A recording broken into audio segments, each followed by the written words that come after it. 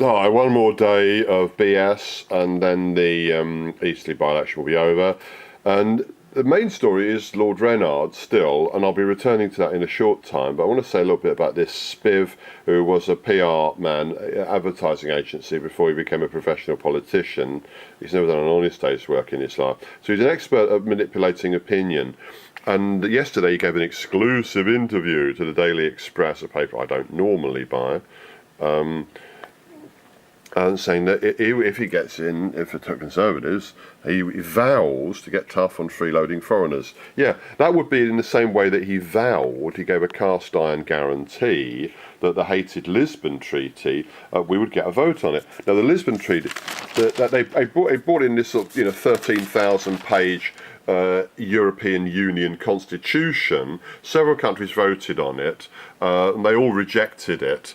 So that our masters in Brussels who rule us thought, well, we can't keep asking people if they want this constitution. They've got to have it, but they don't want it. So they changed the name and then imposed it by ministerial fiat as the Lisbon Treaty.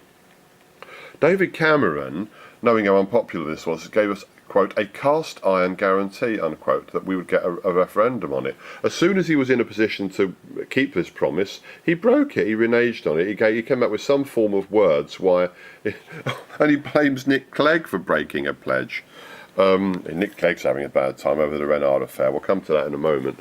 But anyway, so Dave, we don't believe you. And why don't we believe you? Because the last time you made a promise of this kind, you broke it. So why on earth should we believe you?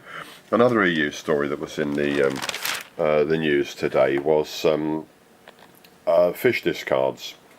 British fishermen, commercial fishermen at sea, are having to throw back fish. The European Union tells them precisely what fish they can catch. And then if they catch them, fish other than those that they are allowed to catch, they've got to throw them back. They are dead by then. And this has been a great scandal. 25% of all the fish landed are having to be thrown back dead. And most of them are high-value fish like cod and monkfish. This is an outrage. Everyone's fed up with it. They keep making promises about it. And it was a news story today. They're talking about phasing it out. Another story about how the EU is ruining fishing jobs, ruining the environment. And of course other EU countries break these rules. I've seen undersized fish on sale in France and Spain. Of course we keep the rules here. Over there they make the rules and force us to keep them. There was another EU story as well. Diane James of UKIP this morning on Radio News said a young man, very upset, came to see her at the constituency office in Eastleigh yesterday and said he'd been trying to get work for 10 years. He'd just come from a job interview and he'd been there, and there were 12 other people. He didn't get the job. There were 12 other people competing for the job. Not one of them was British, all of them were Europeans. Now, at this stage, you're supposed to say, oh, what a horrible racist for saying a thing like that. But look, 3 million additional immigrants in the last 15 years or so. We've got 3 million unemployed. Do the math.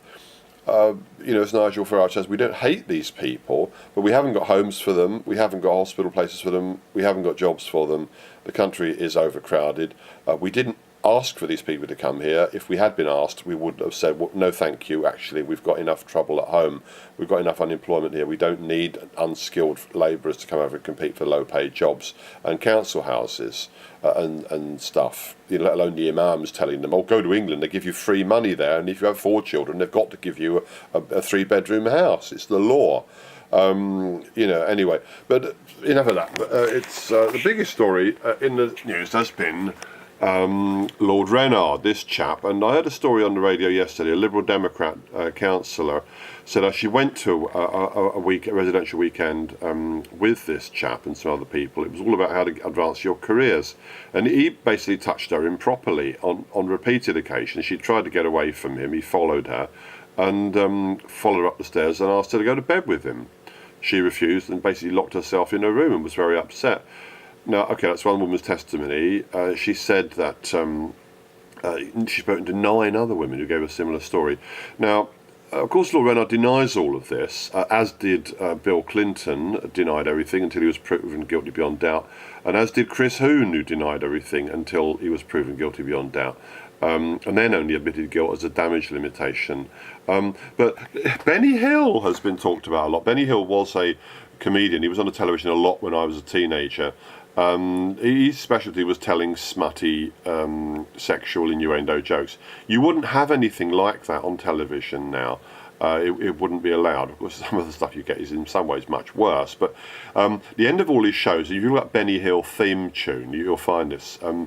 At the end of each one of his TV shows, you had him chasing women one after another. And then eventually the women grouped together and turned back and chased him, and he ended up being chased to the tune of Yakety Sax. And it's very interesting to juxtapose these two guys who look a little bit like each other, I think, in these particular photos. Okay, I chose the photos off Google Images, but did have the most resemblance. But it did occur to me, the resemblance between the guys did occur to me. So both Benny Hill and Lord Rennard have an association with Eastleigh. This guy's dead. He died alone and forgotten.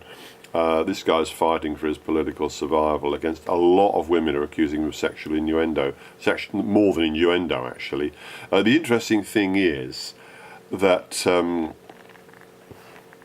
I've forgotten what the interesting thing was.